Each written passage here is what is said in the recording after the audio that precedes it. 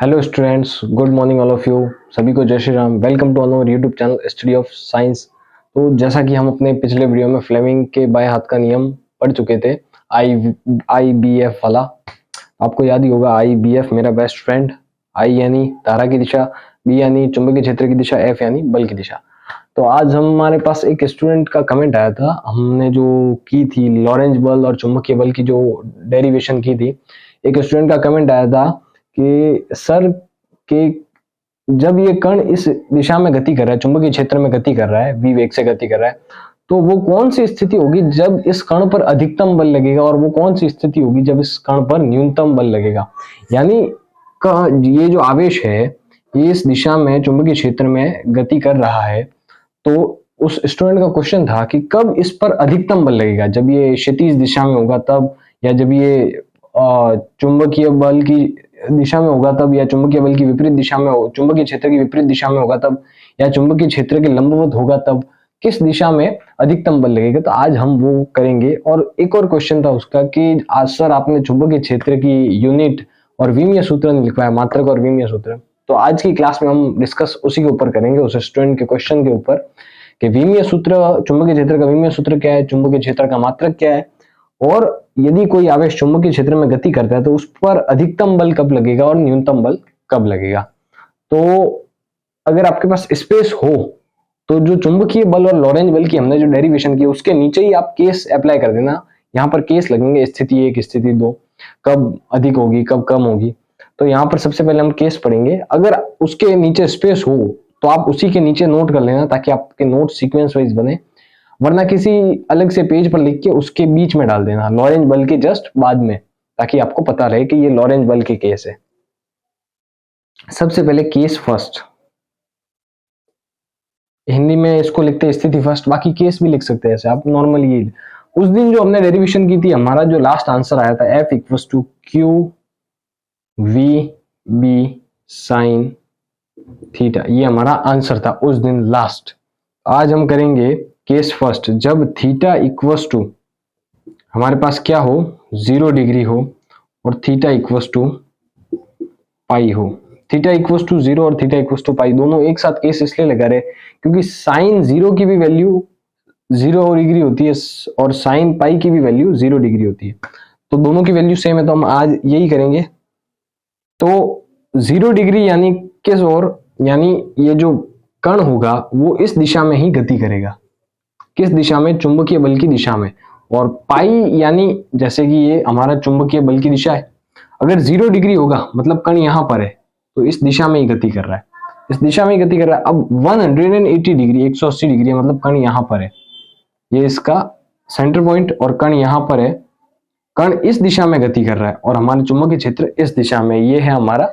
जब पाई होगा हमारे पास तब ये वाली कंडीशन होगी, और जब 0 डिग्री होगा तब ये वाली कंडीशन होगी कि चुंबकीय क्षेत्र की भी दिशा यही है और कण भी इसी दिशा में गति कर रहा है, क्षैतिज दिशा में। 0 डिग्री यानी क्षैतिज दिशा, 180 डिग्री यानी ये हमारा 180 डिग्री का एंगल बनेगा। 180 डिग्री के एंगल में क्या होगा, कण तो इस दिशा में गति करेगा पर जो होगा हमारा चुंबकीय क्षेत्र वो इस दिशा में होगा। ओके, तो एक बार आप ये नोट कर लो, उसके बाद मैं आपको कुछ लैंग्वेज लिखवा देता हूँ, वो उसके नीचे लिख देना। ये तो केवल मैंने आपको समझाने के लिए बताया कि 0 डिग्री पे क्या होता है कि कण की दिशा और चुंबकीय क्षेत्र की दिशा दोनों एक तरफ होती है, पर 180 डिग्री में क्या होता है, ये 180 डिग्री का एंगल बन गया हमारा, इस तरफ तो आ रही है हमारी किसकी, आवेश की दिशा, कण की दिशा, और इस ओर जा रही है हमारी चुंबकीय क्षेत्र की दिशा। इसलिए यहाँ पर 180 डिग्री का केस में ये होता है और 0 डिग्री के केस में ये होता है। ओके, तो आप नोट कर लो।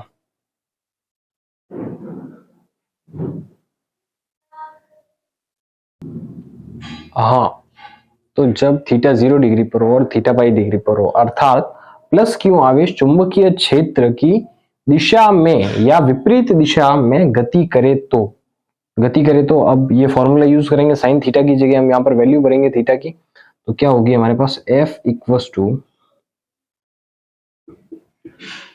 Q V B sine 0 degree और F equals to Q V B sine पाई।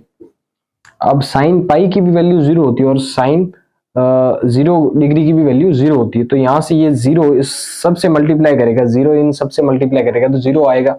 तो F इक्वल्स टू 0 और F इक्वल्स टू 0। यानी इससे निष्कर्ष ये निकलता है कि जब कण या आवेश, हमारा जो प्लस क्यू आवेश है, वो चुंबकीय क्षेत्र की दिशा में गति करेगा तो भी उस पर शून्य बल लगेगा, और चुंबकीय क्षेत्र की विपरीत दिशा में गति करेगा तो भी उस पर शून्य बल लगेगा। ओके, तो ये नोट कर लो। इसका निष्कर्ष भी मैं आपको लिखवा देता हूं।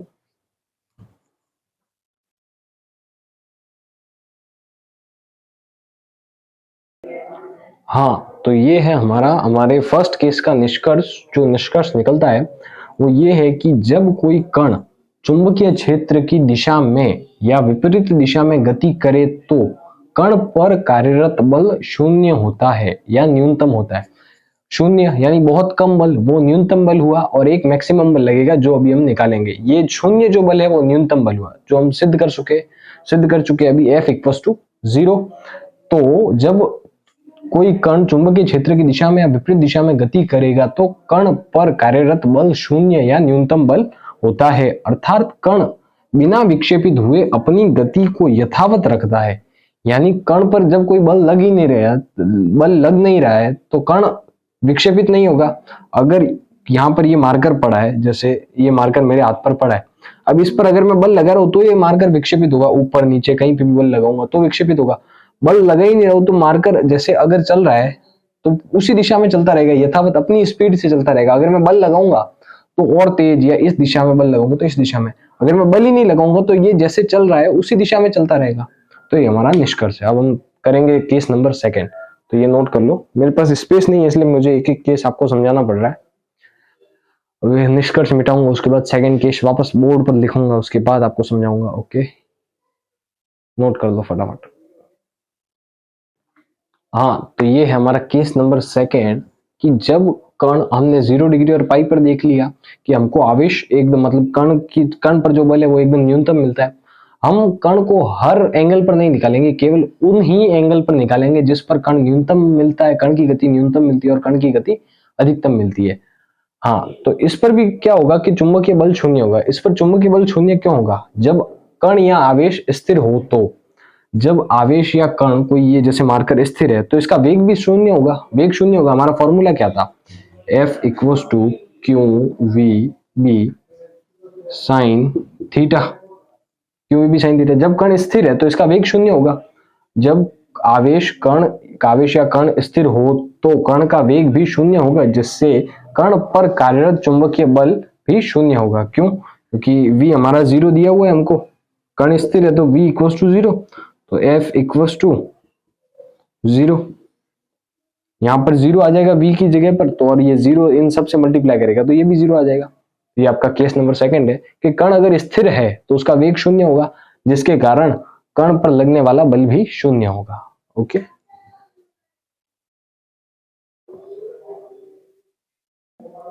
तो सेकंड केस भी आप फटाफट नोट कर लो, उसके बाद हम पढ़ते हैं हमारा केस नंबर 3। हाँ, तो हमारा final and last case number 3, जब थीटा इक्वल्स टू 90 डिग्री पर हो। थीटा इक्वल्स टू 90 डिग्री पर होना मतलब ये है हमारे बी की दिशा और ये है हमारे कण की दिशा प्लस क्यू। आवेश जो है वो हमारा इस दिशा में गति कर रहा है, यानी यहाँ पर इसका वेग v होगा, इस दिशा में गति कर रहा है ऊपर की तरफ। प्लस क्यू आवेश यहाँ से ऊपर की तरफ गति कर रहा है। ये चुंबकीय क्षेत्र की दिशा है, ये आवेशित कण की दिशा है जो ऊपर की तरफ गति कर रहा है। और इन दोनों के बीच में कितने डिग्री का एंगल बन रहा है? 90 डिग्री का एंगल बन रहा है। तो ये आवेशित कण चुंबकीय क्षेत्र के लंबवत गति करेगा, तब इन दोनों के बीच में 90 डिग्री का एंगल बनेगा। ओके, तो यहाँ पर हमारा साइन थीटा जो होगा वो 90 डिग्री होगा, अर्थात आवेशित कण की गति की दिशा चुंबकीय क्षेत्र की दिशा के लंबवत। आवेशित कण की गति की दिशा चुंबकीय क्षेत्र की गति की दिशा के लंबवत, ये इसके लंबवत है चुंबकीय क्षेत्र के, और चुंबकीय क्षेत्र इस कण की दिशा के लंबवत है, दोनों एक दूसरे के लंबवत है। तो यहां से हमारे पास क्या आएगा? F equals to Q V B sine 90 degree आएगा। और साइन 90 डिग्री की वैल्यू आप सब जानते हैं 1 होती है। साइन 90 डिग्री की वैल्यू क्या होती है? 1। तो F इक्वल्स टू 1 इन सब से मल्टीप्लाई करेगा तो आ जाएगा हमारे पास क्यू वी बी। तो इस स्थिति में हमारे पास अधिकतम बल लगेगा F मैक्सिमम, मैक्स यानी अधिकतम बल, F0 यानी मिनिमम बल, बहुत ही न्यूनतम बल, अधिकतम बल। तो इसका निष्कर्ष भी आप लिख देना, मैं लिख चुका हूं कि इस स्थिति में आवेशित कण पर कार्यरत बल अधिकतम होता है। इस स्थिति में आवेशित कण पर कार्यरत बल अधिकतम होता है, जो कि हम देख चुके हैं। 1 आएगा तो QVB, आवेशित कण, वेग और चुंबकीय क्षेत्र तीनों मल्टीप्लाई करेंगे तो ज्यादा ही आएगा, 0 से तो ज्यादा ही होगा क्योंकि न्यूनतम 0 है, अधिकतम होता है। तथा चुंबकीय बल की दिशा, चुंबकीय बल की दिशा आवेशित कण की गति की दिशा के लंबवत होती है। चुंबकीय बल की दिशा आवेशित कण की गति की दिशा के लंबवत होती है। तो ये हमारा निष्कर्ष भी कंप्लीट होता है, हमारे तीनों केस कंप्लीट होते हैं। और आपको पता चल गया सबसे कम बल कब लगता है। सबसे कम बल जब लगता है जब कण की दिशा या तो चुंबकीय क्षेत्र की दिशा में हो या चुंबकीय क्षेत्र की विपरीत दिशा में हो। और सबसे अधिकतम बल कब लगता है जब कोई भी आवेश या कण चुंबकीय क्षेत्र के लंबवत गति कर रहा है, यानी चुंबकीय क्षेत्र तो इस ओर है और हमारा कण ऊपर की तरफ गति कर रहा है, तो वो सबसे अधिकतम बल लगेगा उस समय उस कण पर। लंबवत दिशा में गति करेगा तो उस समय उस कण पर सबसे अधिकतम बल लगेगा। ओके, तो ये नोट कर लो। अब हम पढ़ते हैं मात्रक और विमीय सूत्र चुंबकीय क्षेत्र का। जो उस स्टूडेंट का डाउट था वो आज हम उसके डाउट पर भी हमने, उसने एक क्वेश्चन पूछा था तो उस पर भी मैं आज पूरा वीडियो दे चुका हूं, तो नोट कर लो।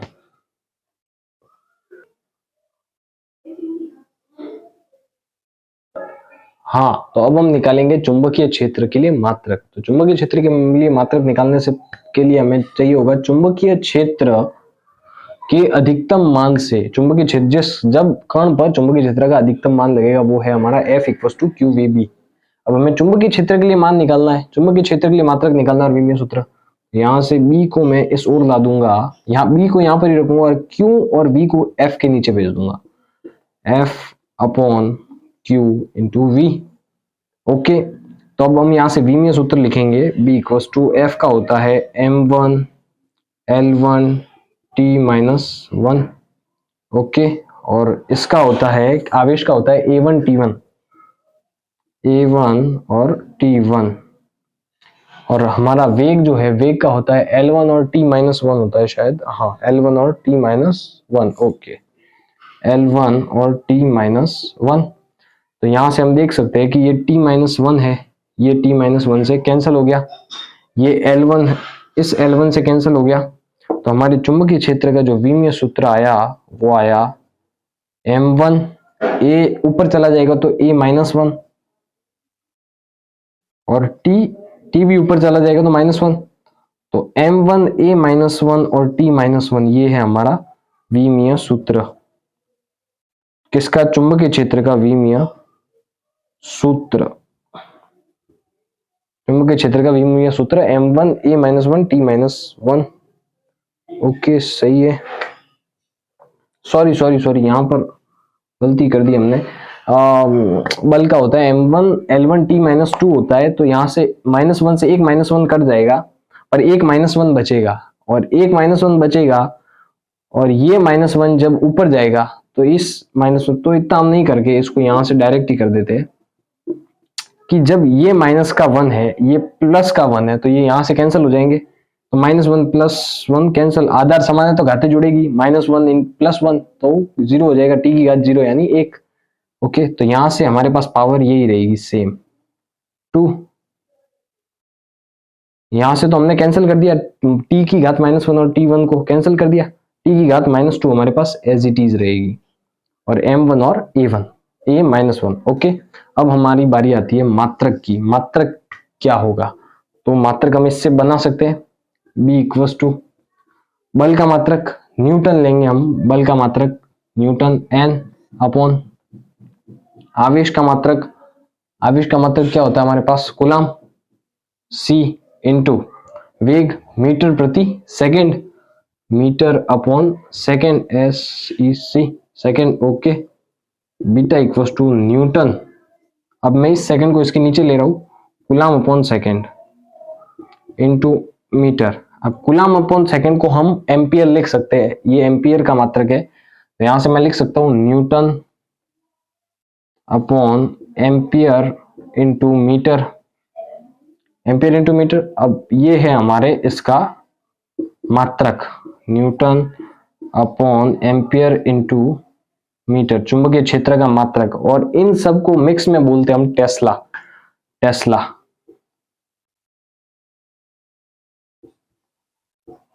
टेस्ला तो यही है हमारे चुंबकीय क्षेत्र का मात्रक, newton upon ampere into metre. और इस newton upon ampere into metre को मिक्स में साथ में पढ़े तो इसको हम टेस्ला बोल सकते हैं, इसलिए चुंबकीय क्षेत्र का मात्रक होता है टेस्ला। ओके, तो आज का वीडियो हमारा यही खत्म होता है। एक बच्चे ने डाउट पूछा था, एक क्वेश्चन पूछा था, तो उस क्वेश्चन का रिप्लाई मैंने पूरा एक वीडियो के थ्रू दे दिया आपको। तो ऐसे ही जुड़े रहिए हमारे YouTube channel study of science के साथ। और अगर आपको कुछ भी समझ में नहीं आता है तो आप कमेंट करते रहिए, जैसे कि मैंने ये वीडियो एक्सप्लेन किया आपको, और भी वीडियोस में एक्सप्लेन कर दूंगा जो भी आपका क्वेश्चन होगा। तो हमारे चैनल को लाइक कीजिए, हमारे वीडियोस को लाइक कीजिए, चैनल को सब्सक्राइब कीजिए। और अगर आपको कुछ भी समझ में नहीं आता तो कमेंट कीजिए। इसी की तरह मैं आपको और भी वीडियोस, अगर आपके क्वेश्चन आए तो मैं ऐसे ही वीडियो बनाकर आपको समझाऊंगा। Okay, all the best. और ये नोट कर लेना, आज का वीडियो हमारा खत्म होता है, मिलते हैं कल। ओके, जय श्री राम।